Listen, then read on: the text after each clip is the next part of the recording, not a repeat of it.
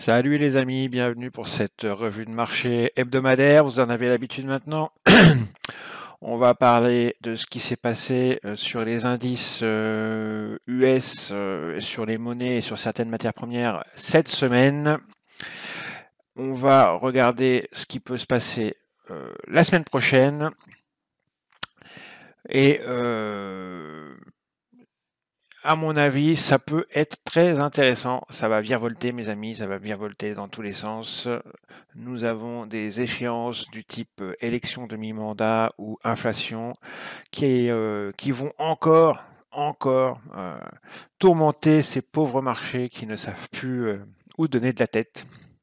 On l'a vu cette semaine avec des news ultra importantes qui ont fait passer le SP500 pour un schizophrène. On peut dire ce qui est, ou trouble de la personnalité. Un coup j'y vais, un coup j'y vais pas. C'est complètement fou. Bref, on va regarder tout ça. On va examiner tout ça de près. Alors, déjà, on va jeter un petit coup d'œil à notre jauge. Où est-ce qu'elle en est, notre jauge de la peur? Bah écoutez, elle est toujours au même endroit que la semaine dernière. On est dans le vert, là. C'est-à-dire qu'il y a un appétit pour le risque, certes, mais on va voir que les choses ne sont pas si simples. On va voir que les choses ne sont pas si simples. On va voir que les marchés sont quand même tendus, indécis et dans l'attente. Et on va voir pourquoi. Mais malgré cela, et on va le voir aussi, c'est vrai que cette jauge n'a pas tort. Les marchés tiennent bon. Ils ne s'enfoncent pas, ni dans la déprime, ni dans la vente, ni dans un sell-off quelconque. Ça tient, et on va voir pourquoi. Donc, le plus impressionnant, c'est le put-call ratio, qui vraiment démontre que les investisseurs n'ont pas peur pour l'instant. Et le VIX, qui a pris une claque cette semaine, on est descendu à des niveaux qu'on n'avait pas vus depuis plusieurs semaines. Ok, on va regarder tout ça, de toute façon. On va regarder tout ça. Avant de commencer, on va aussi jeter un petit coup d'œil au scénario que j'avais prononcé la semaine dernière. Et on va voir que j'ai eu raison, une fois de plus. C'est le scénario 3 qui a eu raison. C'est-à-dire que vous savez, le scénario 3, c'était celui-ci. Hein. On ouvrait la dimanche. Je vais le mettre en noir. Ou, attendez, on va le mettre en... On va le mettre en quoi? On va le mettre en blanc, tiens. On ouvrait la dimanche. On allait se cogner soit les hauts de la semaine, soit le haut de la zone là, et on redescendait dans la zone de valeur de la semaine dernière, en faisant du scalping sur les niveaux d'achat et de vente que j'avais identifiés pour vous. On passait à la deuxième zone ici, et ensuite on allait attaquer les bas de la semaine qui sont là, et si en fonction de, j'avais dit, en fonction du FOMC et qui était le pivot de la semaine, on irait ou titiller plus bas, ou on remonterait. On a été titillé plus bas, et on a été jusqu'au POC que je vous avais montré dans cette vidéo-là. Est-ce qu'on la voit un petit peu plus loin? C'est à peu près 3936,50. En haut, c'est 3. Est-ce qu'on le voit un petit peu plus loin, ce POC, dans la vidéo, là?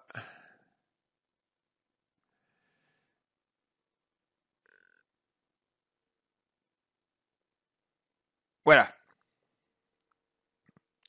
C'est là où je refais le... Voilà. Vous voyez, je suis en train de redessiner le troisième scénario.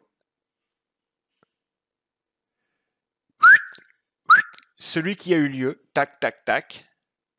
On a été chercher et les balles de la semaine et après le POC ici. Et on est remonté mourir, littéralement mourir, hein, c'est une petite mort, dans la zone de valeur de la semaine précédente.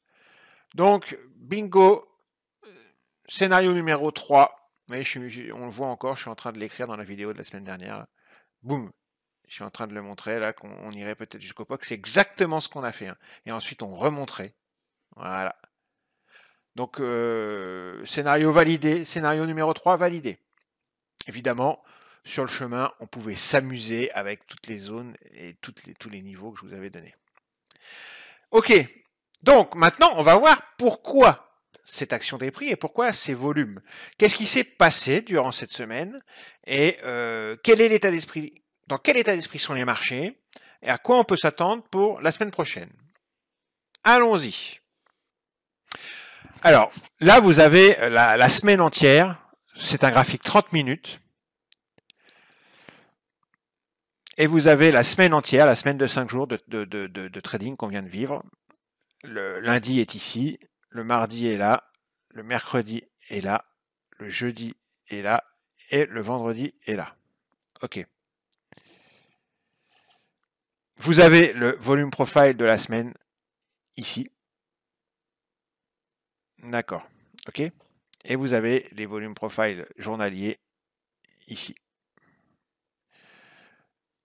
Alors, qu'est-ce qui s'est passé?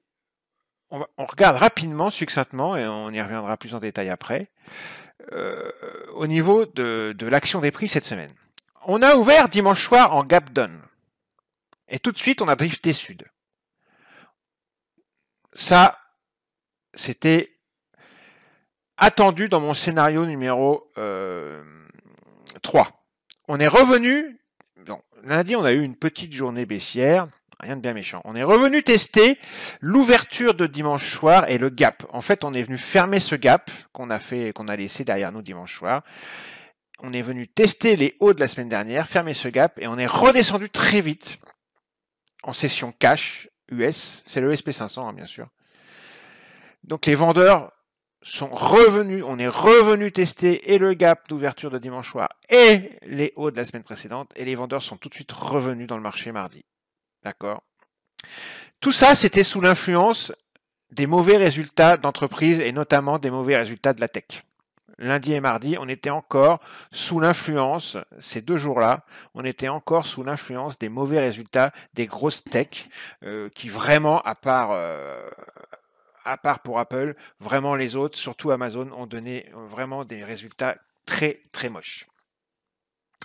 Ensuite, mercredi, toute la journée, on a drifté sud jusqu'à 19h, heure du FOMC, 19h parce qu'on est en décalage, heure d'hiver. 19h FOMC, il y a eu 2 temps. Un premier temps où on a drifté plein nord, on a fait un plus 1% en 20 minutes, 20-30 minutes. Et ensuite, sell-off. Mais sell-off, un vrai sell-off, hein, un vrai de vrai. Dans un deuxième temps. Et on va voir pourquoi on a eu ces 2 réactions paradoxales. Et à partir de ce jour-là, c'était le FOMC, hein, et je l'avais dit, le FOMC, ça sera le pivot de la semaine. À partir de ce moment-là, à partir de 19h30 mercredi soir, nous avons eu des indices qui sont redevenus ultra baissiers. Même si on avait eu quelques indices, surtout mardi, avec ce test du gap d'ouverture de dimanche soir et ces vendeurs qui sont revenus tout de suite derrière, même si on avait eu ces indices-là, nous avons eu confirmation de par la politique monétaire de la Fed, hein, c'est la politique monétaire de la Fed et surtout le discours de ses membres et de Powell qui ont fait, et donc des anticipations des marchés qui en découlent, les marchés sont repartis en sell-off tout le mercredi soir et le jeudi, vendredi, ils ont fait du surplace, mais plutôt à tendance vendeur quand même. C'était vendeur. Mais tout en restant dans une indécision et dans une zone assez balancée. C'est pour ça qu'on a, et ça a été dû au NFP. En fait, on n'a pas continué le sell-off et la vente provoquée par le FOMC grâce ou à cause du NFP. Et je l'avais dit aussi dans ma vidéo, le FOMC et le NFP seront les 2 points forts de la semaine. Et je l'avais dit, certainement au décours du NFP, soit on continuera à casser plein sud si on a amorcé un sell-off mercredi, soit on remontera mourir dans la zone de valeur de la semaine précédente, et c'est ce qui s'est passé, on est revenu mourir dans la zone de valeur de la zone précédente. On n'a pas continué le sell-off. Ça, c'était le NFP. Et on va voir pourquoi ce NFP a fait que le sell-off n'a pas continué et que les marchés ont décidé de tenir encore. On a encore sauvé au in extremis, là, une fois de plus, ça fait plusieurs semaines, ça fait 3 ou 4 semaines que les marchés sont sauvés in extremis par quelque chose. Ça ne casse pas, sud, ça tient, et on va voir pourquoi. On va voir dans quel mood, dans quel état d'esprit sont les marchés. On va le voir surtout aux États-Unis, mais on va faire un petit coup d'œil aussi sur la BCE et la BOE, c'est-à-dire la Banque Centrale Européenne et la Banque Centrale Anglaise, qui sont les deux autres grosses banques centrales mondiales. En tous les cas, qui nous intéressent, nous. Voilà, donc maintenant, on va rentrer un petit peu plus dans les détails de ce qui s'est passé. Pourquoi ces mouvements et surtout quelles conséquences sur l'état d'esprit des marchés. Alors, on continue. Donc cette semaine, on a eu les lundi et mardi une première partie de la semaine qui s'est passée sous les hauts de la semaine précédente et sous le gap d'ouverture de dimanche. On a eu une première balance, les prix ont balancé et on voit cette belle bulle de volume. C'est les 2 jours, les 2 premiers jours et demi de la semaine, lundi, mardi et une partie de mercredi. Sous, comme je le disais, l'influence des résultats des grosses tech, avec des résultats saisonniers très très mauvais. Et on a eu mardi un ADP. Alors, les chiffres de l'emploi, ça c'est... en ce moment, j'ai entouré ça en bas, là, ici. Hein. Il y a les chiffres de l'inflation, qui sont ultra importants à suivre. Les chiffres de l'emploi, qui sont très importants à suivre. Même le rapport Jolts, dont d'habitude on n'a rien à cirer, est très important à suivre. Les marchés ont réagi ultra vénère au rapport Jolts de mardi. Les FOMC, ça se suit comme le lait sur le feu. Et tout ce qui concerne la consommation des particuliers, des entreprises et leur confiance. Les PMI aussi, manufacturiers et tout ça. Tout ça, c'est des chiffres qu'il faut vraiment scruter de très très près et il faut savoir de quoi on parle. J'en vois, moi, qui m'envoient des messages qui me disent j'ai voulu traiter telle ou telle news, je me suis fait squeezer, tout. Mais mec, si tu sais pas ce que tu fais pas, quoi. Tu te lances pas dans la cour des grands sans savoir ce que tu fais. Ouais, je comprends pas, le NFP était bon, ça n'a pas monté. Bah mec... C'est pas parce qu'une news est meilleure que prévu que ça va avoir une action sur les prix haussières. C'est un contexte, c'est de la géopolitique, c'est de la politique monétaire, c'est de l'économie. C'est de la macroéconomie, de la microéconomie. On ne fait pas n'importe quoi. Et en plus, on ne traite pas une news dans les premières secondes après sa parution. Surtout pas, on attend un peu. Et on n'est pas en position au moment d'une news. Et on n'est pas non plus en position avant une news, en restant en position pendant la news. Parce que ça aussi, non, les mecs, il y en a beaucoup, vous faites n'importe quoi quand même. Bon bref, on continue. Inflation, emploi, FOMC, consommation.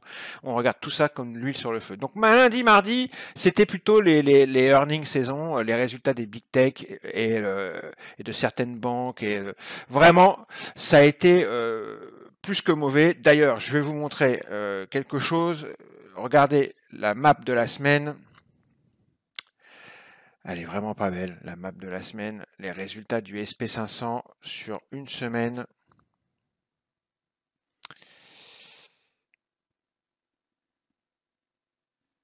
Regardez ça. C'est une horreur. Là, c'est les résultats du SP500 sur la semaine. C'est rouge de chez rouge. Alors vendredi, on s'est un petit peu repris, on va voir pourquoi. Vendredi, c'est vert, certes. Mais sur la semaine, c'est une catastrophe. Les indices se sont cassés. Même si ça a été contenu, hein, je répète, comme je disais au début de la vidéo, ça a été contenu, on va voir pourquoi. Mais quand même, contenu à tendance ultra vendeur quand même. très mauvaise semaine, et les techs, qui représentent pour 20-25% du SP500 en termes de capitalisation boursière, les techs, ça a été une catastrophe nucléaire. Et ça fait 15 jours que je vous le dis. Donc, ça c'était lundi, mardi. Mardi, on a commencé à avoir quelque chose d'un petit peu plus vénère en termes d'action des prix et de volume. Pourquoi? Parce qu'on a eu des news concernant l'emploi. On a eu un ADP meilleur que prévu et on a eu un rapport Jolt meilleur que prévu. Donc ça et ça a fait que les prix se sont cassés la gueule. Parce que les gars, un marché de l'emploi qui va bien, c'est une économie et de la consommation qui va aller bien. C'est de la consommation qui va aller bien. Consommation, grosse consommation, qui dit grosse consommation, dit prix qui s'enflamme. Parce que les gens consomment, donc on leur vend de plus en plus cher. Ils en prennent de toute façon. Et quoi, ça fait quoi ça? Ça fait quoi? Ça fait inflation. Et c'est quoi l'inflation? C'est la bête noire de qui? Du FOMC. Pourquoi le FOMC, il remonte les taux en ce moment comme un porc? Pourquoi il remonte? Pourquoi toutes les banques centrales du monde remontent leurs taux comme des porcs? À cause de l'inflation. Et remonter les taux, ça fait quoi aux indices? Si les taux remontent, les rendements des obligations, ils vont être comment? Meilleurs. Donc on va mettre l'argent sur quoi? Vous allez plutôt mettre de l'argent sur une oblige à 4% safe ou sur des actions un peu plus compliquées au niveau risque avec un rendement moindre. Non, vous dégagez des actions, vous allez sur les obliges à 4 ou 5% de rendement. Réfléchissez, merde les gars. C'est pas parce que vous avez des bons résultats de l'emploi que les indices vont monter. Le dollar, oui, mais pas les indices. Ah là là là là, c'est terrible. Donc, excusez-moi, je reprends. Non mais ça m'énerve, il y en a qui font des boulettes, c'est incroyable, qui pourraient être évitées. Juste en écoutant mes vidéos par exemple. Bref. Donc, à partir de mardi, ça commence à devenir intéressant. Bam! Sell-off! Meilleur, ADP meilleur que prévu, mais Jolt. Le rapport Jolt, en fait, c'est un truc... on regarde le nombre d'offres d'emploi qu'il y a eu et on regarde aussi en détail les jobs qui ont été quittés, les démissions, les licenciements, les jobs qui ont été pris. Un rapport Jolt, c'est super intéressant, je vais vous montrer. Regardez, c'est ça un rapport Jolt. D'habitude, on s'en fout comme de l'an 40. C'est un truc dans les calendriers, ça a 1 ou 2 étoiles. Voilà. Mais là, en ce moment, tout ce qui est news par rapport à l'emploi, c'est super scruté par les marchés. Voilà. C'est le nombre d'offres d'emploi, d'accord? Et il est passé à 10,7 millions, alors qu'on attendait 10 millions. Donc les marchés ont plutôt surréagi. Vous voyez? Et c'est ça le rapport Jolt. Ça vous montre les offres d'emploi, ça vous montre les embauches qu'on ait vraiment eu, et les séparations en termes de démission, de licenciement, tout ça. Et c'est classé par taille d'établissement. Et regardez, et ça, on regarde tous les secteurs en détail. Regardez, tous les secteurs sont regardés en détail à la loupe. Vous voyez? Exploitation minière, construction, fabrication, bien durable, bien non durable, commerce de détail, loisirs, hospitalité. C'est ça un rapport Jolt. Et c'est très intéressant, sauf que d'habitude, on se prend pas la tête. Mais là, en ce moment, tout ce qui est rapport sur l'emploi, on scrute grave. Et donc là, vous voyez, ce beau sell-off de mardi, c'est les Jolts. ADP n'a pas tellement réagi. L'ADP, ça a quasiment rien fait. Meilleur que prévu. Par contre, le rapport Jolt, meilleur que prévu, ça, direct, en session cash, sell-off. Ensuite, mercredi, on a continué, après ce sell-off, on a continué à balancer, à accepter la zone dans laquelle on est arrivé suite au sell-off. D'accord? C'est cette bulle ici, sur le volume profile de mardi. C'est cette bulle ici, sur le volume profile hebdomadaire. Et c'est cette petite bulle ici, intraday. Et celle-ci, un petit peu juste avant le FOMC, bien entendu, avec le POC de la journée. on drift, on balance. Légèrement vendeur, toujours, hein, je vous dis, c'est une semaine, même si à des moments on a balancé, c'était quand même plus vendeur que acheteur. Dans l'esprit, dans les volumes, dans l'action des prix, dans tout ça. Mais c'est resté contenu. On va voir pourquoi. C'est pour ça que je passe tout ça en détail. Hein. C'est parce qu'on va voir pourquoi. Et mercredi, c'est là que les choses se sont grave réveillées. 19h FOMC en 2 temps. 19h et puis 19h30 le discours de Powell et d'autres représentants divers qui a été très au quiche. Et il y a eu la BOE aussi jeudi et la BCE. Je vais en parler aussi un petit peu.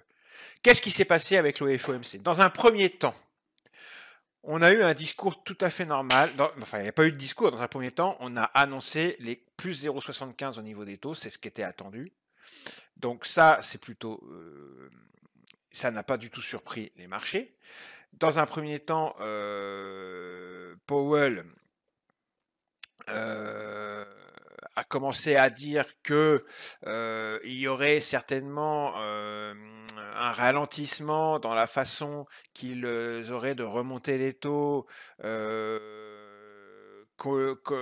l'a pas dit explicitement, mais que on a compris, les marchés ont compris que le terminal rate se tiendrait aux alentours de 5, 5,1. Donc, dans un premier temps, les marchés interprètent ça comme bon, donc ça veut dire qu'en décembre, puisque là on est à 4% maintenant, en décembre on va avoir un taux de vis de 0,5, en janvier peut-être encore 0,5, et après c'est bon, on est tranquille, c'est fini, ils arrêtent. Les taux ne montent plus et ça y est, c'est terminé pour ce resserrement monétaire. On est tranquille. C'était sans compter sur le discours à 19h30 où là, Powell a glissé une petite douille au marché. Il suffit d'une phrase, il suffit d'un mot. Hein. Mais il a dit en substance, en gros, hein, je me souviens plus des mots exacts, mais en fait, ça voulait dire que il fallait s'attendre à plus de douleur. Il fallait s'attendre à des taux, un terminal rate plus haut que prévu. Et il y a eu d'autres représentants de la Fed qui ont eu des discours ultra hawkish comme ça, et tous ont dit il faut s'attendre à un terminal rate largement supérieur à 5%. On commençait à parler de 6%. Enfin voilà, les marchés, donc dans un premier temps, ils ont pris 1% à la hausse, parce que tout se passait normalement. Puis dans un deuxième temps, quand Powell a commencé à dire que non, ça allait pas se passer comme ça, l'atterrissage, ça va pas être en douceur, il va y avoir de la douleur, il va y avoir du sang et des larmes, et que le terminal rate, ça va certainement être au-dessus des 5, c'est ce que les marchés ont interprété en tous les cas, et ben on a eu 2 ou 3% de sell-off. Voilà. C'est ça qui a fait que le FOMC, ça a été en 2 temps. Parce que ça, on me l'a demandé aussi. Mais pourquoi c'est schizophrène comme ça? Pourquoi ça part dans un sens et puis après dans l'autre? Bah les mecs, faites un petit peu de contexte et puis vous verrez, vous comprendrez. Hein. Et puis ensuite, la deuxième partie de la semaine, après le FOMC, ça a été sous l'égide du NFP, qu'on a attendu vendredi. Donc jeudi, on a balancé, on a accepté la zone, exactement le même principe que lundi, mardi, où il y a un sell-off et on accepte la zone où le sell-off nous a emmené avant de continuer. Là, c'est pareil, il y a eu un sell-off mercredi et jeudi, on accepte la zone où le sell-off nous a emmené avant de continuer. Jeudi et une grosse partie de vendredi, jusqu'à l'heure du NFP. Et au moment du NFP, vendredi, pareil, schizophrène. Parce que quoi? Parce que le NFP a été mitigé, tout simplement. Écoutez, c'est pas compliqué ce qui s'est passé avec le NFP. Regardez, je vous montre. Je vous montre. Tac. Voilà. On attendait entre 125 et 250 000 de non-farm payroll. On a eu 261 000, donc bien meilleur que prévu. Ça, les marchés l'ont vu comme un bon signe. Et au début, ça les a fait squeezer un petit peu sud, parce que comme je disais tout à l'heure, bon emploi, mauvais pour l'inflation, mauvais pour la remontée de taux. Mais ensuite, dans un deuxième temps, ils sont remontés. ils ont été chercher, ça c'est classique hein, lors d'un NFP ou d'une news très importante, ils ont été chercher des acheteurs. C'est la réaction algorithmique du début. Paf, ils vont chercher des acheteurs et après ils remontent tout en haut. Ou alors ils font l'inverse. Ça dépend des NFP, ça dépend si c'est un FOMC, ça dépend du contexte en fait. Ça c'est la réaction débile du début. Et ensuite, ce qui s'est passé, pourquoi les prix sont redescendus, c'est parce qu'en fin de compte, les marchés ont vu que le taux de chômage avait augmenté plus que prévu. Et ça leur a fait revenir le spectre de la récession, si vous voulez. Parce que, attention, hein, le fait que la Fed remonte ses taux comme ça, en fait, la Fed veut qu'il y ait un impact sur le marché du travail. La Fed veut que le marché du travail se casse la gueule. Le marché du travail se porte trop bien. La Fed ne supporte pas que son action sur le resserrement monétaire n'ait pas encore d'impact sur l'emploi. Parce que la Fed, elle veut que l'emploi, ça se passe mal. Elle veut que la consommation arrête. Elle veut que l'inflation ralentisse. Donc, elle veut que l'emploi se passe mal.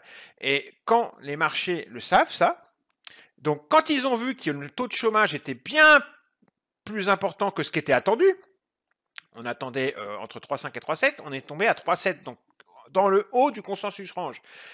Et bien là, les marchés se sont dit, ah, ils sont remontés en fait, ils sont remontés. Première réaction algorithmique débile, bon chiffre, 261 000, ok, on descend. Deuxième réaction, plus intelligente, on remonte tout parce qu'en fait le taux de chômage est beaucoup plus important que prévu. Et ensuite, quand tout ça est digéré, l'une des deux, le 261 000 de création d'emplois et les 3,7 de taux de chômage, l'emporte sur l'autre, et c'est le 3,7 de taux de chômage, la nouvelle qui l'a emporté. Pardon, c'est le 261 000 de non-farm payroll qui est la nouvelle qui l'a emporté, et on est reparti exactement. On a repris, le premier mouvement algorithmique qui était baissier a été repris plus tard dans la session cash parce que les marchés se sont plutôt attachés au fait qu'il y a eu 261 000 créations d'emplois plutôt que de se concentrer sur les 3,7% de taux de chômage. Voilà.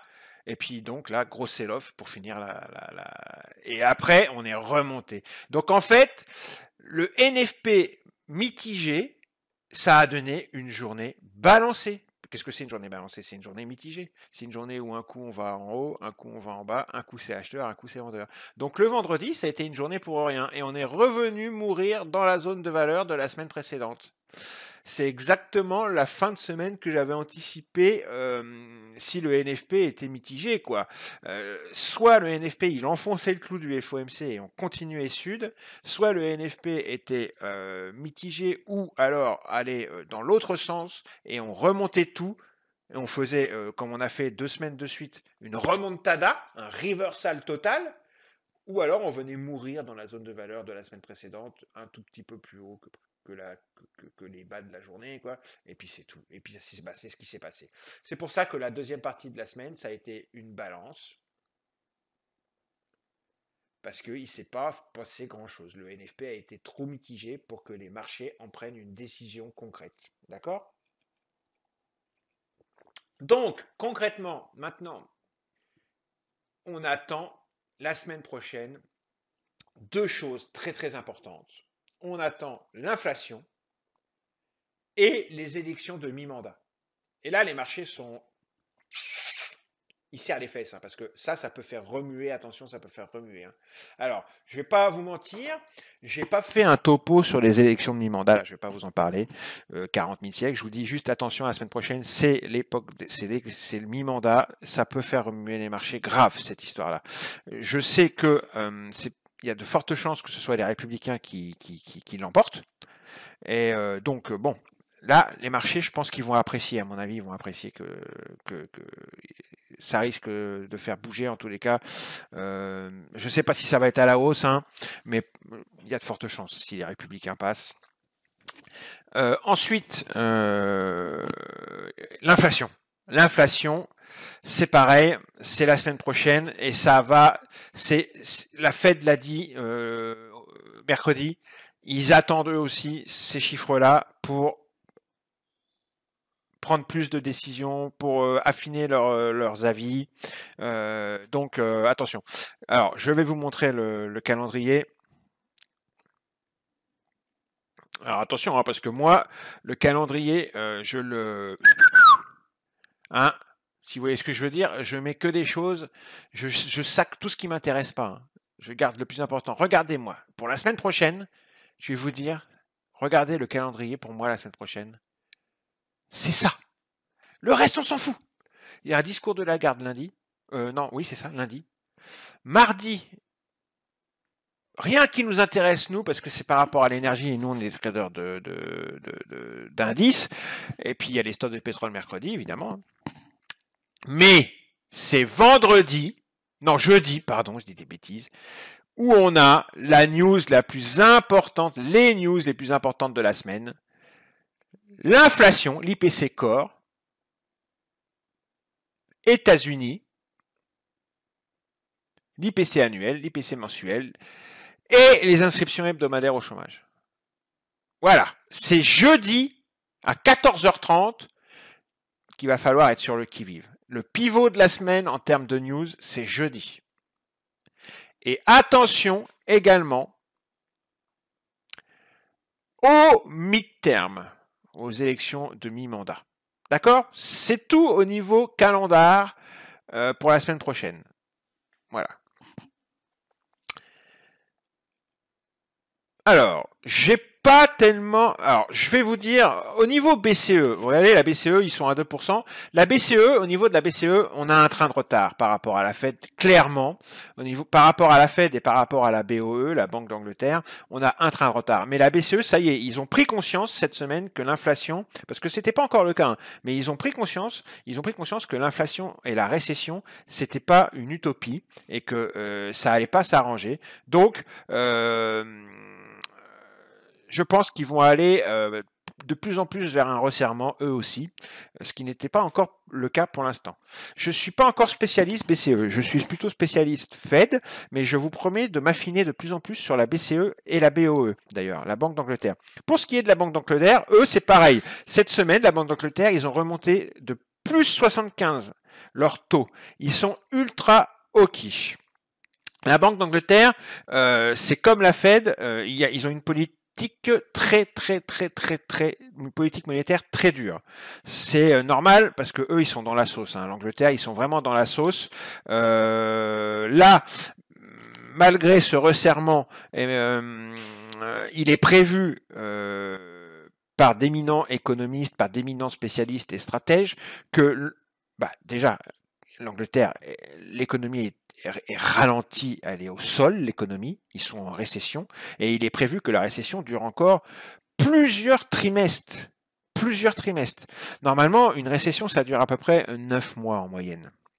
Eux, ils vont s'en manger pour 12 à 24 mois. C'est quasi une certitude. Voilà, je m'étais préparé une petite note d'articles que j'ai lus. Hein.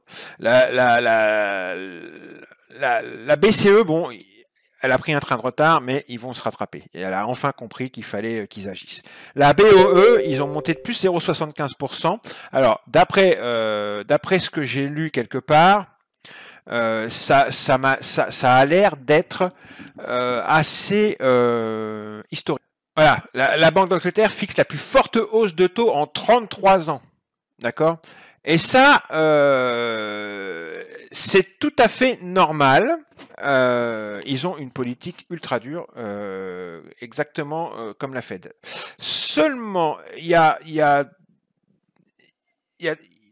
deux petites, ça diffère un peu quand même. Dans les mois qui vont venir, la Fed va être plus hawkish que la BOE et ça risque de jouer sur la livre sterling. Hein. Surveillez bien la livre sterling qui n'arrête pas de baisser. Hein. La livre sterling, si vous êtes des traders de FX ou de currency sur les futurs. On va regarder le graphique de la livre tout à l'heure, mais la livre, elle a du mal. Hein. Elle s'était repris la semaine dernière, et là, cette semaine, elle a repris un coup, justement, suite à cette forte hausse de taux. Hein. Et ça va pas, je pense que ça ne va pas s'arranger. la Banque d'Angleterre, elle a dit donc que l'économie britannique, ils sont déjà en plein ralentissement, ça va être depuis cet été, ça va être très difficile, et que l'année prochaine et jusqu'au premier semestre 2024, ça risque de continuer. D'accord? Et ça, depuis les années 1920, c'est le plus dur ralentissement économique que le Royaume-Uni doit affronter. Mais même avec le scénario optimiste d'une inflation qui descendrait lentement et des taux qui resteraient à 3%, là l'Angleterre ils sont à 3, contrairement à la Fed qui a mis à 4 pour les US, même si les taux restaient à 3 et que l'inflation redescendait tranquillement et qu'il n'ait plus besoin de remonter leurs taux à partir de maintenant, même avec ce scénario optimiste, les stratèges, les économistes estiment que la récession durera au moins encore minimum 5 trimestres. C'est la plus longue qu'ils aient connue jusqu'ici.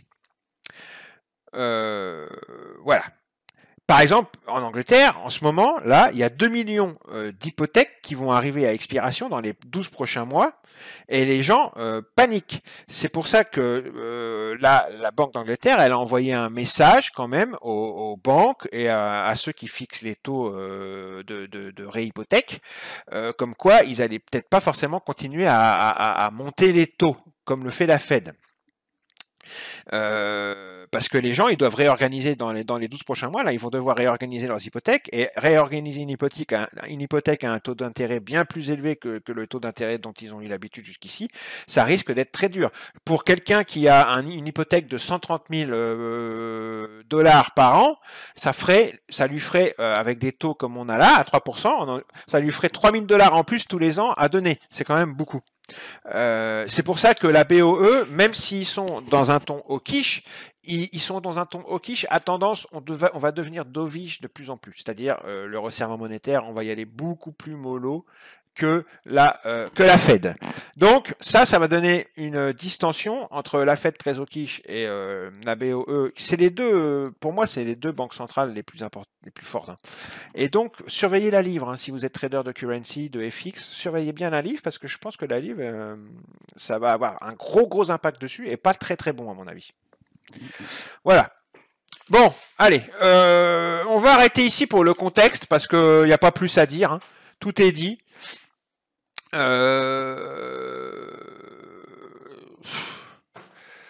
Oui, j'ai tout dit. Je pourrais encore en parler très longtemps. On peut donner un petit coup d'œil quand même maintenant. Après ce FOMC, où est-ce qu'on en est pour la target rate probability pour la réunion du 14 décembre, le prochain FOMC? Eh ben, on est passé à 52% de probabilité que les taux montent entre 4,25 et 4,50 et 48% de probabilité que les taux montent entre 4,50 et 4,75. D'accord? Alors que juste avant le FOMC, il y a une semaine par exemple, on était à 48 et 43. Pour 48 pour des taux à 4,25, 4,50. Donc ça, là on est passé à 52, ça a augmenté un peu. Et 43 pour des taux à 4,50, 4,75. Là ça n'a pas très bougé, ça n'a pas énormément bougé. Là où on a le plus bougé, c'est en fait juste avant le FOMC, on était à 61% pour des taux à 4,25, 4,50 et on est descendu à 52.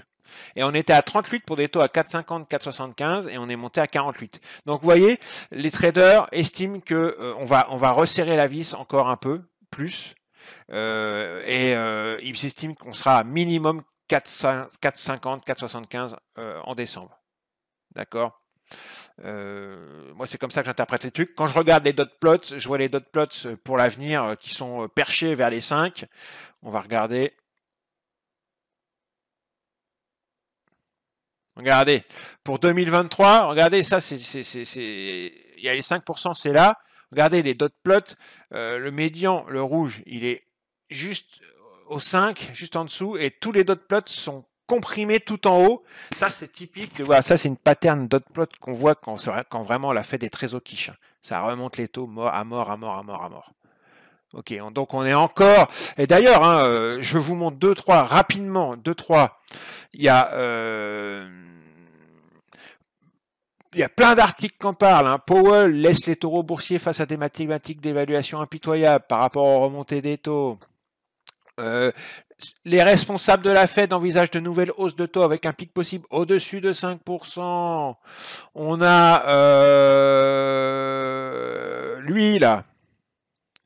lui là, Summers, je sais plus qui c'est l'ancien secrétaire de je sais plus quoi, qui, pareil, il dit que les taux, lui, il pense que les taux vont être supérieurs, le taux terminal sera supérieur à 6, d'accord? C'est pas n'importe qui ce gars, hein. Putain, c'est qui déjà? C'est le secrétaire de je sais plus quoi. Bref, c'est pas n'importe qui. Summers, vous chercherez. Lui, il voit carrément monter ça au-dessus de 6%, et c'est pas n'importe qui.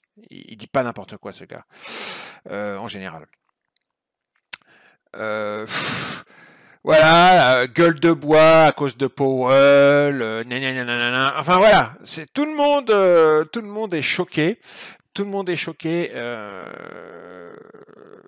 par cette semaine qui a été très intéressante. Très intéressante. Malgré tout, avec une action des prix contenue en double distribution. Et on va en parler maintenant. On va regarder nos graphiques. Allez, c'est parti pour l'analyse graphique. Alors, d'un point de vue, on va, toujours SP500 bien sûr, d'un point de vue volume profile, je vous avoue que c'est un marché qui est tellement frileux, qui est tellement, et ça je vous le répète depuis 4 semaines, hein, tellement sensible à la moindre news, au moindre mot. Il y a toujours beaucoup de conférences, de gouverneurs de la Banque fédérale et tout ça. Mais là maintenant, c'est vraiment chaque mot est scruté. Quel est l'enjeu? L'enjeu, je vous le répète encore une fois, c'est est-ce que on va continuer ce cycle de resserrement monétaire, ce cycle de remontée des taux, jusqu'où? Si oui, jusqu'où? 5%, 6%, plus? Sinon, et ça c'est ce qu'on appelle le fait pivot, c'est-à-dire qu'on arrêterait de remonter les taux et on ferait marche en arrière ou au moins statu quo. Si c'est ça, quand? C'est ça la grande question. Quand? À partir de quand on peut espérer voir ce pivot? Les marchés, c'est ça la grande question qui se pose, hein. On continue ou on continue pas? Si on continue pas, quand on arrête? Et puis, évidemment, tout ceci est conditionné par les chiffres de l'inflation, les chiffres de l'emploi, la consommation. Donc, à la moindre news, au moindre truc, au moindre mot de quelqu'un, d'un gouverneur, ça peut partir en sell-off ou en bid-up jusqu'en haut de la page, hein. C'est comme j'aime bien le dire. Bref, donc c'est un peu compliqué à analyser ce type de marché, j'avoue. Bon, quand on regarde le volume profile, déjà je voudrais faire une petite remarque. Souvenez-vous qu'on avait sauvé deux semaines de suite in extremis ici, première semaine. In extremis, les indices US et le SP500 là a été sauvé le vendredi ici par un gros en fin de semaine, quoi, jeudi ou vendredi, je me souviens plus, par un beau responsive buying, hein, comme on dit. Les acheteurs étaient là, on a été les chercher, ils étaient là, ils n'ont pas lâché, ils ont bien tenu. La semaine suivante, pareil. Ici, on a renversé complètement la semaine. La semaine d'après, pareil. Ici, on a renversé complètement la semaine à la hausse. D'accord? Ça faisait 3 semaines de suite qu'on sauve les marchés in extremis. Enfin, pas qu'on les sauve, mais que les acheteurs se présentent. On va les chercher et ils sont là. Et là, cette semaine, on a été les chercher. Et vraiment très fort. Et ils étaient là. Ils se sont présentés. On s'est présenté à eux et ils étaient là. Ils étaient là. Même si on n'a pas renversé la vapeur jusque la Lune, on a réintégré quand même la zone de valeur de la semaine précédente, cette semaine précédente qui est là. Sa zone de valeur, c'est à peu près ça, hein. On a réintégré cette zone de valeur. Les marchés ont clôturé à peu près par ici, vendredi soir. Donc, on a encore sauvé le marché in extremis. Encore. Première chose que je voulais rappeler. Une chose que je voulais rappeler aussi, c'est que dans ce socle ici, là, avant qu'on le casse à la hausse, ici,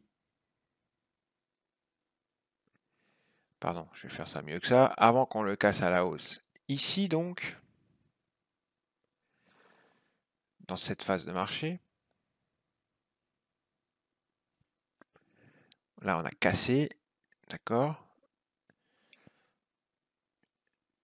et après, avec le FOMC, on s'est recassé la lunette derrière. Mais bon, donc ce socle-là, qu'on est d'ailleurs revenu tester, on est revenu tester à l'intérieur vendredi soir. On est revenu tester ce socle. On a réagi ici, juste au-dessus, le POC. Le POC de ce socle, il est là. Voilà. Donc vraiment, on a réagi ici, juste au-dessus. Je rappelle donc qu'on avait un delta très positif hein, dans ce socle, à 71 508 contrats. Alors que depuis qu'on essaye de le casser, on a 2 semaines avec la semaine dernière, enfin d'avant, il y a 15 jours, un petit delta à moins 11 000 négatif, et la semaine dernière, on était à moins 28 000, alors qu'on a fait un haut égal à la semaine précédente.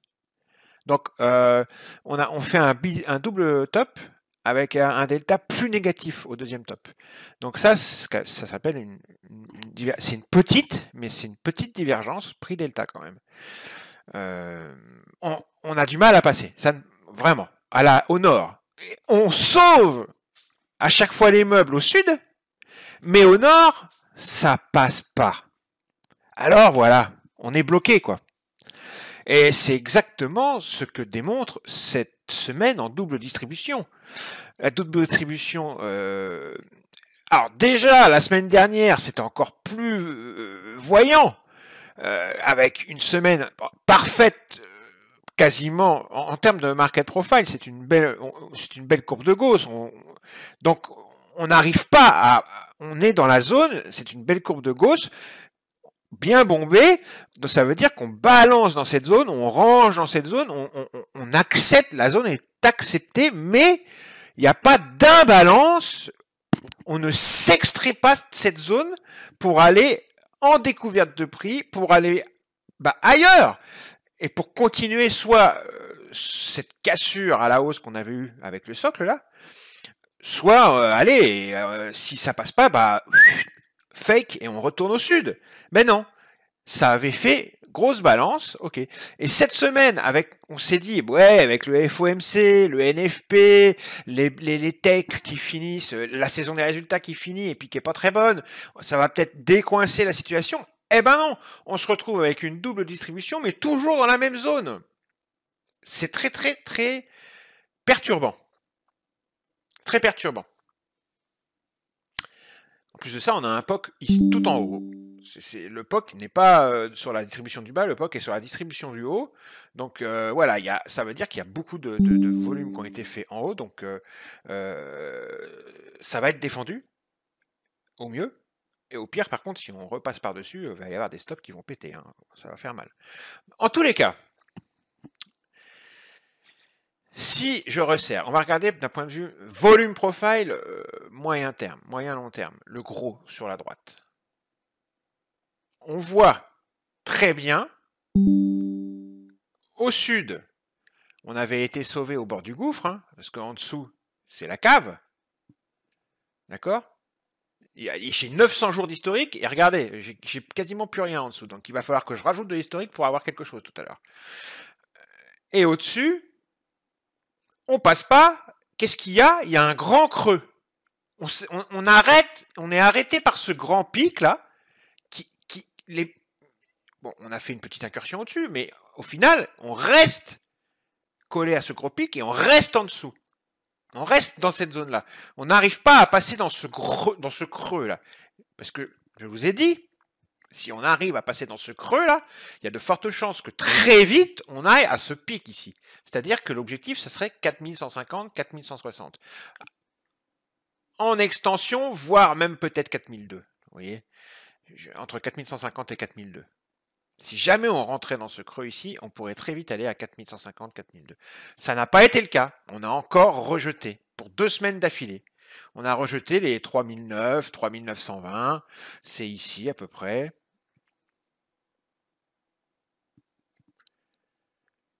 Voilà, c'est ça, 3920, 3009, 3920. C'est ça, 3920, 3930, on va dire. Allez. Ça a rejeté, ça ne passe pas. Ça ne passe pas. Ce pic là et ce gros pic ici. C'est entre les 3009 et les 3930. Ça ne passe pas.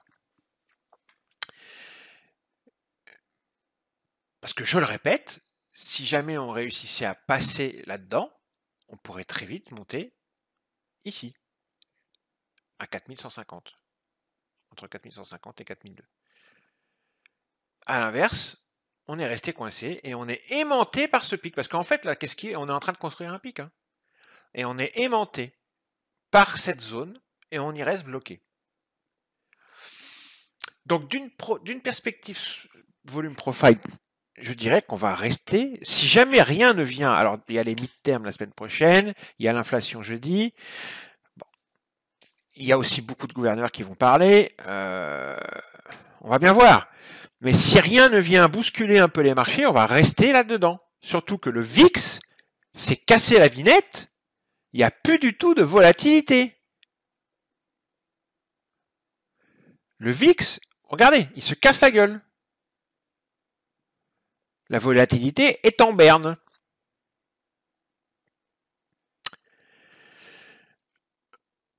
Donc, il va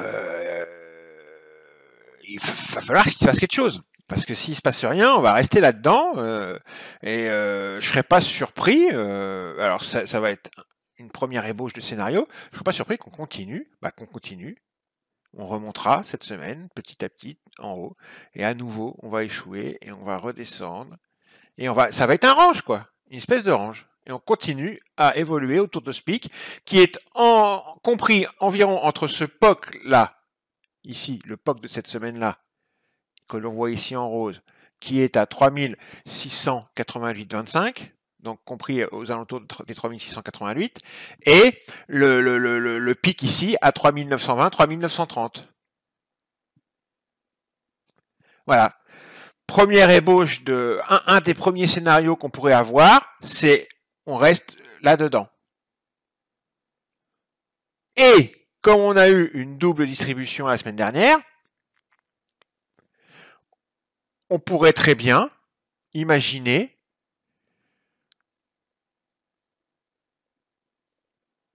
qu'on fasse du boulot là-dedans, dans le creux entre les deux distributions.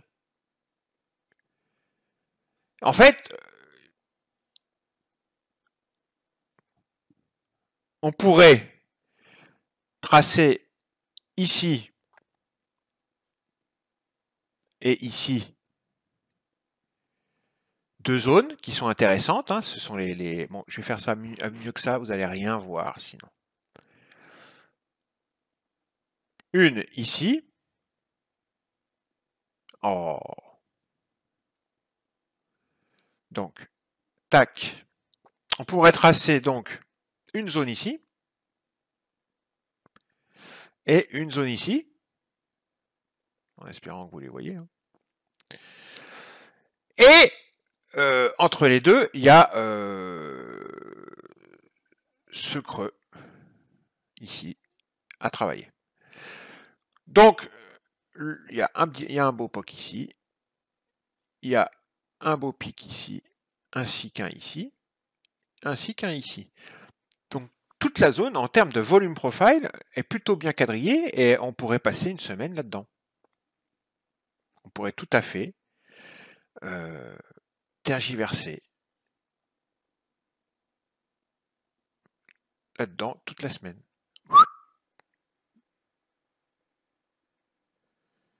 Tac. et ne pas bouger d'endroit. Un peu ce style-là, où on pourrait imaginer un autre tracé qui serait plutôt nordiste au départ.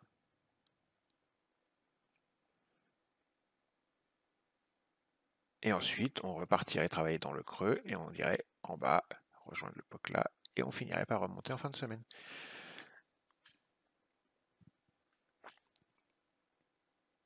Puisque c'est une double distribution, les bulles, on prend appui, responsive selling en haut, responsive buying en bas, et entre les deux, initiative buying, initiative selling, et on range toute la semaine. Dans cette zone, premier scénario que je vois en regardant le volume profile. La deuxième chose que je vois en regardant le volume profile, c'est la première que j'ai dite en fait, c'est au-dessus, si on arrive à passer les 3920, 3930, il y a ce gros vacuum, ce gros creux là, avec objectif 4150, et en dessous, ici, c'est pareil, si on arrive à casser les 3000, c'est assez loin, hein, c'est 3005, 3550, ici, où on avait bien réagi, et ben, gros vacuum, c'est la cave. Mais bon, on en est loin là.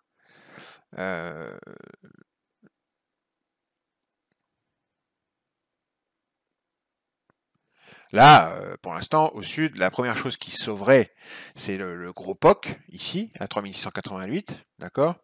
Et puis ces pics ici, il y a des gros pics, il y a un beau pic ici. C'est ce qui sauverait. Là, on sauverait encore les marchés. C'est pour ça que je vous dis, on reprendrait le nord et on resterait scotché dans cette zone. Et puis au nord, eh ben, c'est 3920, 3930, là, les pics, là, et les hauts de la semaine dernière et de celle de la semaine précédente qui sauveraient et on resterait scotché là et on repartirait en bas. Donc voilà, ça ferait un range. Au nord, si on casse, ce gros creux nous aspire, on va à 4150, 4200. Au sud, si on casse les 3688, plus ou moins 10 points, on se dirige vers la VAL du mois dernier, ici, qui est à 3006 à peu près, et en extension, les 3500, 3550, où on a eu un beau responsive buying ici, il y a à peu près 3-4 semaines. Et attention, parce que si ça tient pas, là c'est la cave après. Bon, pour l'instant, tout va bien. On a bien sauvé les meubles vendredi et regardez le cumulatif delta en bas là. Quand on s'est présenté pour aller chercher des acheteurs vendredi en session cash, on s'est présenté sur la zéro line du cumulatif delta, ça a très bien réagi et boum, hein, on est reparti nord, plein nord. Et il y a eu des gros volumes acheteurs en clôture vendredi soir, d'accord. C'est plutôt rassurant ça. On a un gros delta positif sur la séance de vendredi et un cumulatif delta plutôt rassurant dans son action des prix. À voir maintenant, dimanche soir, demain soir, ce soir d'ailleurs, pardon, excusez-moi, l'ouverture, où est-ce qu'on va ouvrir, et puis lundi, tout ça, qu'est-ce qui va se passer, et puis on surveille jeudi l'inflation, et puis dans la semaine, les mid-term. Voilà, pour une perspective plutôt volume profile. Maintenant, on va regarder le market profile. Le market profile, je vous rappelle une chose, je vous rappelle qu'en trimestriel, souvenez-vous, hein, je vous avais dit, mais on en est loin là maintenant. Hein. Mais je vous le rappelle quand même, hein, je vous avais dit, il y a un gros niveau en trimestriel au-dessus de nos têtes. C'est le POC du trimestre précédent. Ici, vers 3974. Faites gaffe. Hein. Évidemment, il y aura les hauts du trimestre en cours avant, hein, 3928,25. Mais il y a aussi ce gros POC. D'accord. Si on fait attention, on est là en ce moment. On est quasiment au milieu de la zone de valeur du trimestre. Bon, juillet, août, septembre, octobre, novembre, décembre. On est à presque on est à un mois de la fin du trimestre, de l'année même. On est au milieu de nulle part là, de la zone de valeur, mais il y a quand même, on est pris. Ce qui est marrant, c'est qu'on est pris entre le POC volume, le trait rouge ici, qui est à 3795,50, et le POC TPO qui est ici à 3752,25. C'est marrant. Bon, on va voir ce que ça va donner. Et là encore, je retourne vite fait sur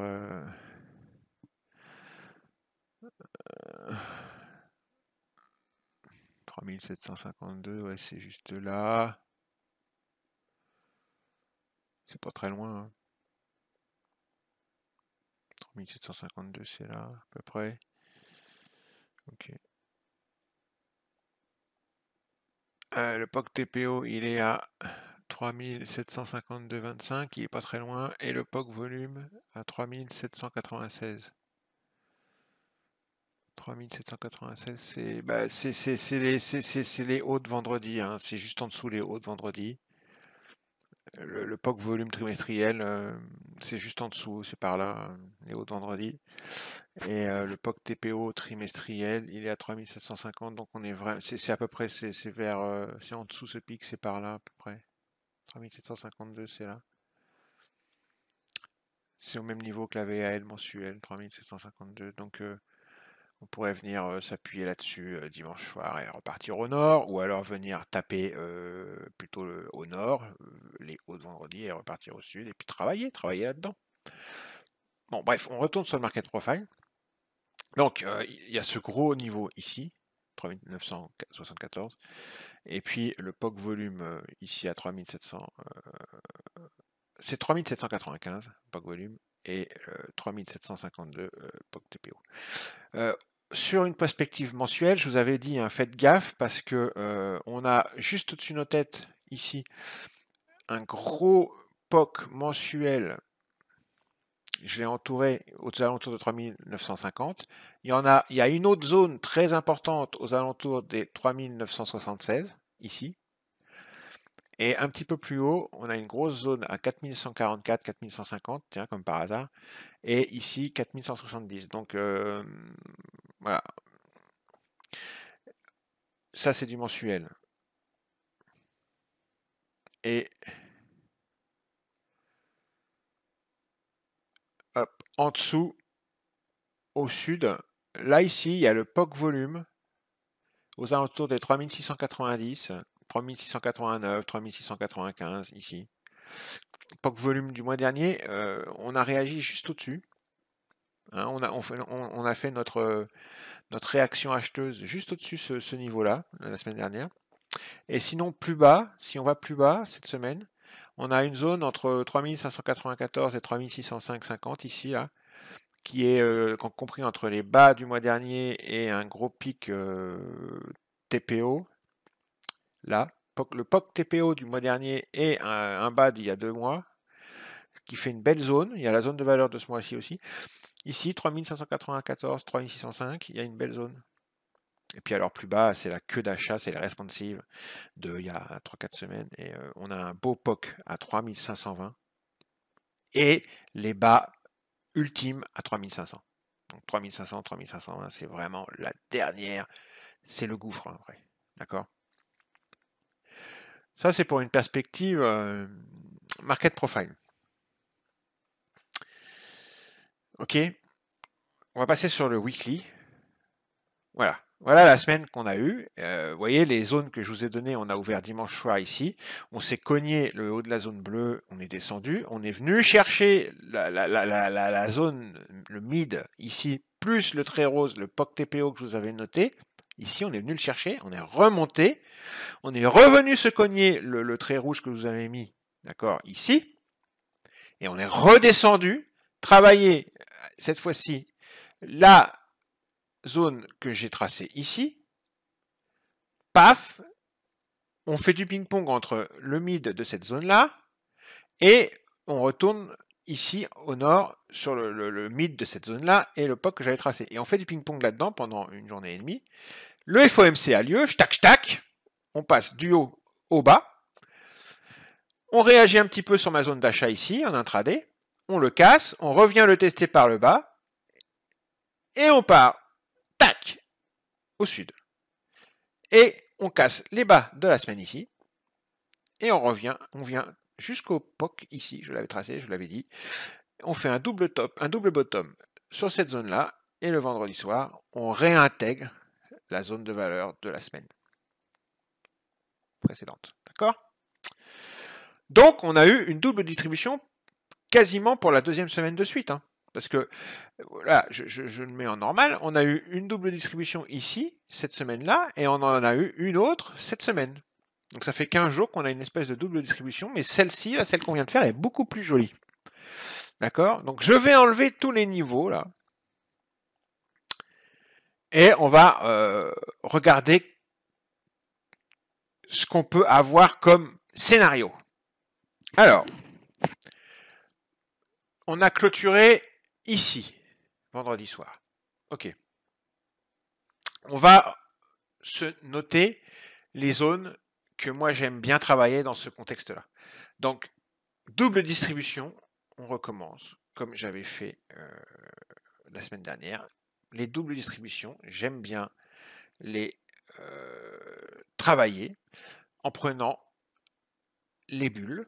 Donc, hop, la première bulle, celle du haut, là, et la deuxième bulle, celle du bas. Avec le mid à chaque fois.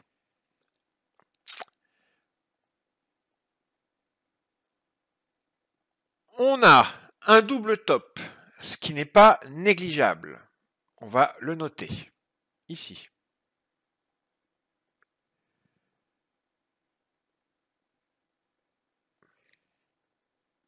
Aux alentours des 3928.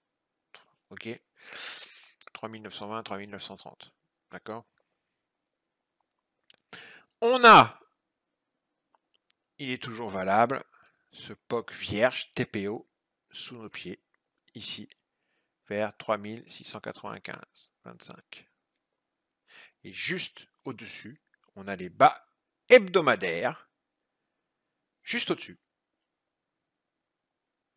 vers 3703,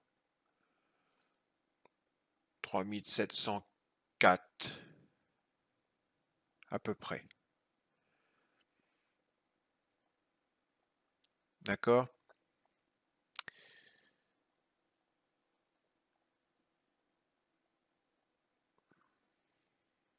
Qu'est-ce qu'on a d'autre?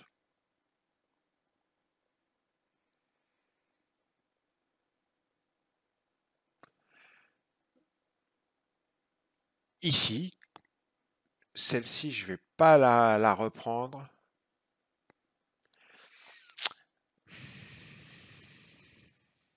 Parce qu'on est vraiment... Enfin, si. En fait, d'abord, la plus importante à mes yeux, on va se noter cette zone de valeur là, hebdomadaire. Ici. Elle est vraiment très importante, celle-là.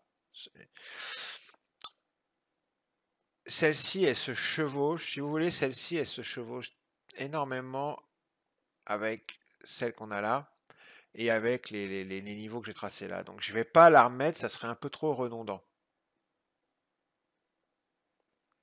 Mais par contre, celle-ci est très intéressante. D'autant plus que ici, vous avez le POC TPO et ici, le bas de la semaine. Ici.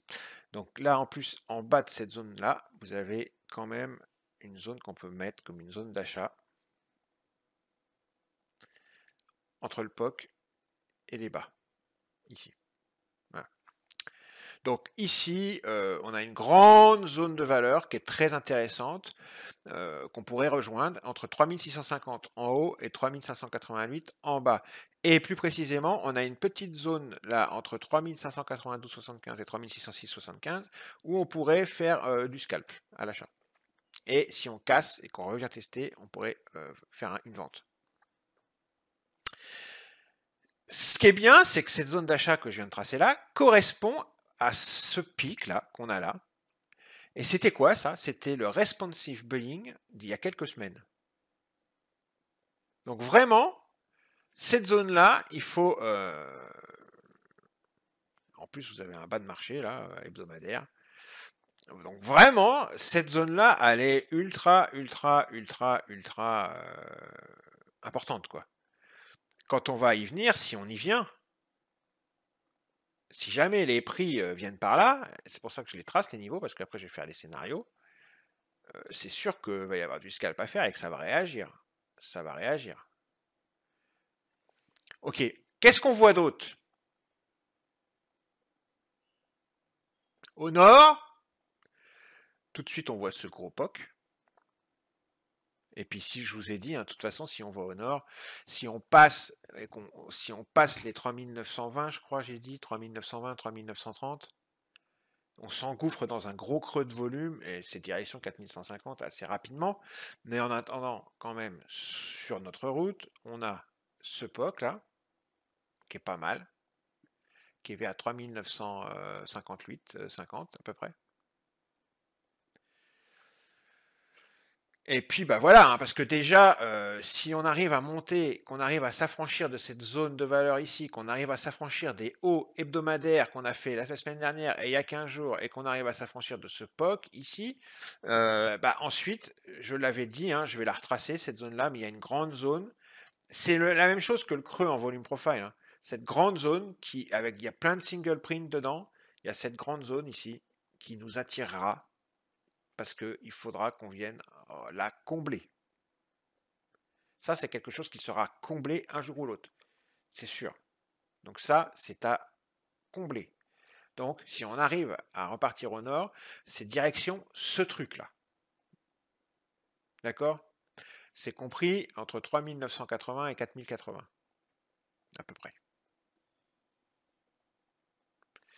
Et pour vous donner un ordre d'idée, les 4150, 4200, ils se trouvent là.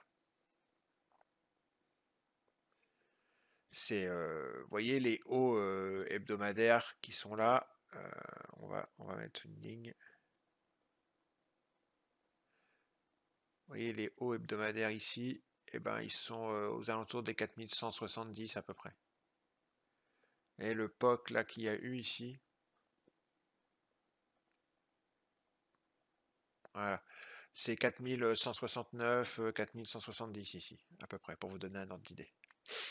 Donc, l'objectif 4150, il est pas déraisonnable, hein, surtout que la zone grise là est un truc qui va attirer les prix si on va au nord. Ça va attirer les prix très vite.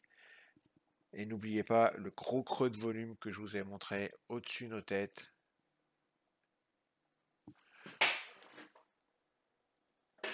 Au-dessus de nos têtes. Ok. Vous voyez, si jamais on passe les hauts de la semaine, et de la semaine dernière, si jamais on passe les 3920, 3930, hein, je vous ai dit, hein, voilà, il y a un gros creux, il y a ce pic énorme à 4150 ici, qui nous attirera. C'est la même perspective qu'on a sur le market profile. On sera attiré dans ce vacuum. Et on va travailler ça. Il va falloir qu'on vienne combler ça de toute façon. Donc, qu'est-ce qu'on pourrait avoir maintenant qu'on a fait un petit quadrillage? Je vais quand même noter le bas, le bas ici. Hein. Là, ici. C'est 3500. Hein. Hop. Et le POC, je vous en ai parlé. Il y a un POC ici. Qui est pas mal. À 3466. 65, 75, 66. 466. Alors, les scénarios. Alors, le premier scénario que je vois, je vous l'ai dit, hein, je vais le mettre en jaune. On a clôturé ici, dimanche. Vendredi, pardon.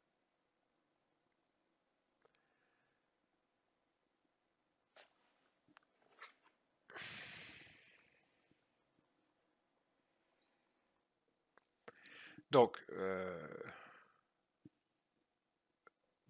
vendredi soir, on a clôturé ici.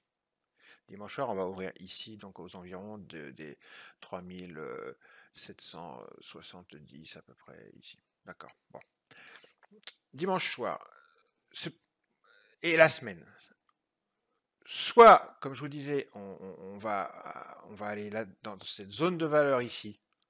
D'accord. Et lundi, mardi, mercredi, on va s'amuser là-dedans. D'accord. On va tenir.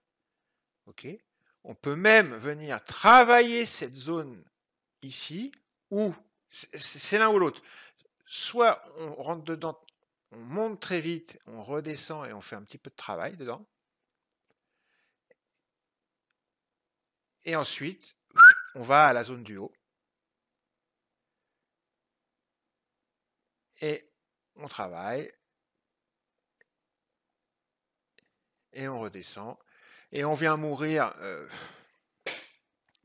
jeudi avec l'inflation.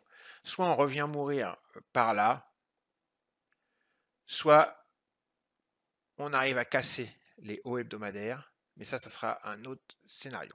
Ça, moi, le premier scénario que je vois, c'est, voilà, c'est, on reste dans la zone de valeur de la semaine dernière.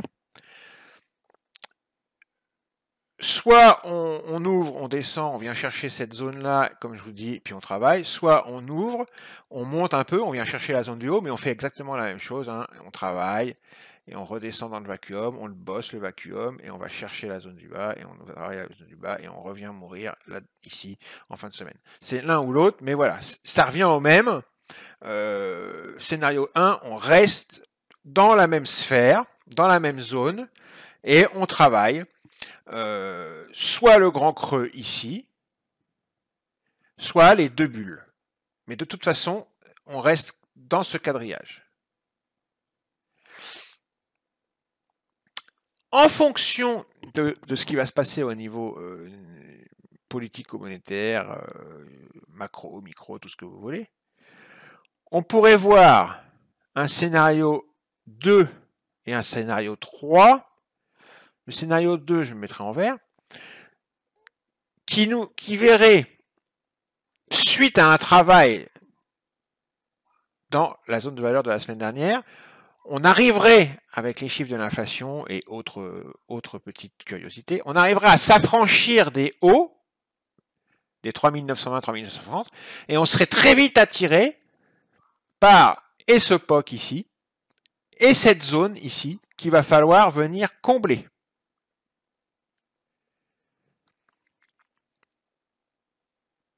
C'est le scénario 2, qui serait un scénario, on ouvre dimanche soir, ici, on vient chercher, on vient tester, on vient chercher des acheteurs, et on remonte très vite sur la zone du haut. On s'amuse un petit peu, et hop, on vient chercher les hauts hebdomadaires, on s'en affranchit et on monte. Ou dimanche soir, on monte directement, on travaille un petit peu, on va à la zone de valeur, fin de semaine, on arrive à s'affranchir des hauts et on monte. Peu importe, mais voilà. Vous voyez le genre. Première partie de semaine, on travaille dans la zone de valeur de la semaine dernière, et ensuite, on s'affranchit des hauts hebdomadaires de 15 jours de suite, et on va là-haut, on est attiré par le vacuum qu'on a là-haut. Et le troisième scénario, bah, c'est le même, mais à la baisse. Dimanche soir, on ouvre. Soit on va chercher la zone du haut, et on se bute et on redescend. On travaille un peu, et on joue avec les niveaux, mais on descend de niveau en niveau en niveau. D'accord? Soit on ouvre dimanche soir, directement on descend, on monte pas, on descend directement. On travaille un petit peu, mais on n'arrive jamais à repasser au-dessus le haut de la bulle. D'accord? Et on finit par descendre au sud à partir de la seconde moitié de la semaine. Ça, c'est le troisième scénario. Soit on arrive à travailler un petit peu là-dedans avant de casser sud, soit on n'arrive pas, on travaille juste là, mais toujours avant de casser sud. Est-ce que vous avez pigé ce que j'ai voulu vous dire? Les trois scénarios.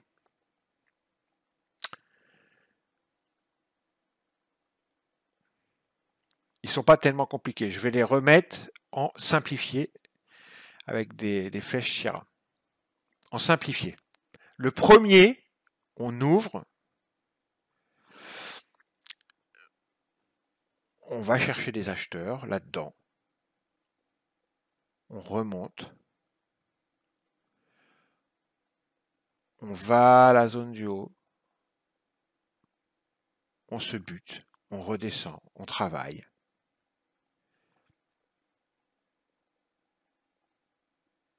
Et on reste finalement dans la zone de valeur. Deuxième scénario, on peut faire comme ça, mais on peut faire aussi, dimanche soir, on monte avant et on va se buter ça, et on redescend, et on travaille. Ça revient au même. Mais voilà, on reste dans la zone de valeur.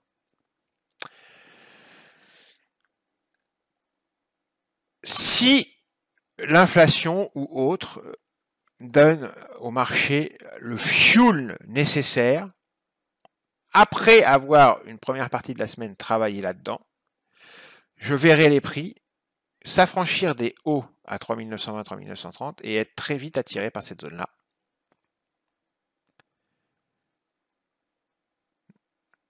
D'accord? Voire plus en extension, peut-être. Sinon, si les marchés sont déçus, apeurés, si ce qu'ils entendent ne leur convient pas, après avoir travaillé et en seconde partie de semaine, au lieu de choisir le nord, ils choisissent le sud et ça déverse. Voilà les trois scénarios. Pour la semaine prochaine, il n'y a pas. Soit on continue à travailler dans cette sphère, dans cette zone, et on a un beau terrain bien quadrillé pour jouer. Et on fait ça toute la semaine parce que l'inflation ou quoi que ce soit d'autre n'aura pas assez d'impact pour qu'on s'en extrait. Soit l'inflation ou quelque chose d'autre dans le calendrier va nous donner assez de fuel pour péter le nord ou péter le sud. Et on verra ce qu'on voit et on tradera ce qu'on voit. Bah, je peux pas dire mieux. C'est pas plus compliqué que ça pour les scénarios envisageables pour la semaine prochaine. Hein. En vérité, c'est pas très très compliqué. Allez, bisous, tchuss.